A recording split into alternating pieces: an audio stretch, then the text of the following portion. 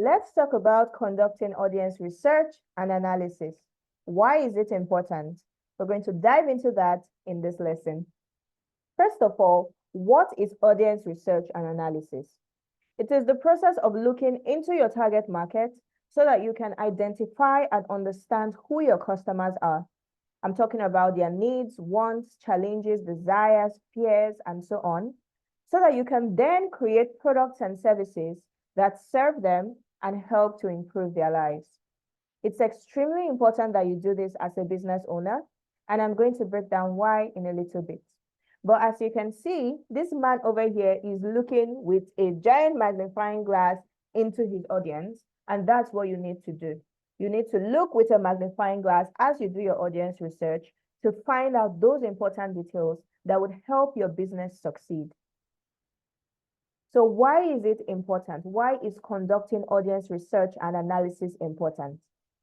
First of all, you cannot create solutions that people will pay for if you don't understand who these people are and what their needs, wants, and desires are.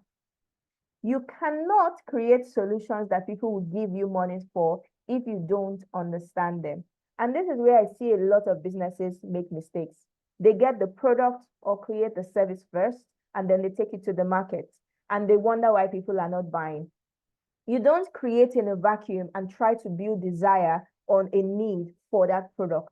Instead, you're meant to identify an existing need, an existing want, an existing desire, an existing goal, an existing fear, an existing problem before you create a product or service that solves that problem. If you do the reverse, you're going to struggle to sell. And this is one of the reasons why conducting audience research and analysis is important. You will be able to create solutions that people would rush to swipe their cards for and give you their money for. The second reason is that it helps you to spot gaps in the market, which could give you a competitive edge.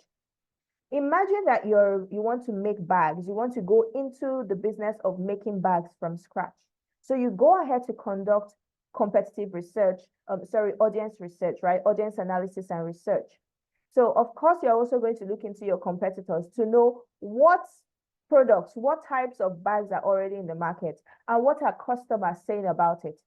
And as you conduct this research and analysis, you then hear things like, oh, I'm a healthcare worker and the bags they make are mostly fashionable. They don't really focus on functionality. I need a lot of space in my bags, a lot of pockets, because of all the things I have to carry when I'm on the go, because of emergencies that I may encounter on the road, and so on. Now you spotted a gap in the market by conducting audience analysis, by listening to what people in the market are saying. You will then go back to the drawing board and develop a product for that gap that you've spotted. All of a sudden, you launch that product targeted at healthcare workers, which was an underserved segment of the market, right? And you notice that your business is booming, you're making those sales, and you have a competitive advantage. All because you started off right by conducting audience analysis and research, finding a gap in the market, and then creating a product or service to fill that gap. So when you conduct audience research and analysis, the findings that you have could help you get a competitive advantage, which is extremely important for success. The third reason why it's important to conduct audience research and analysis is because customers are first humans.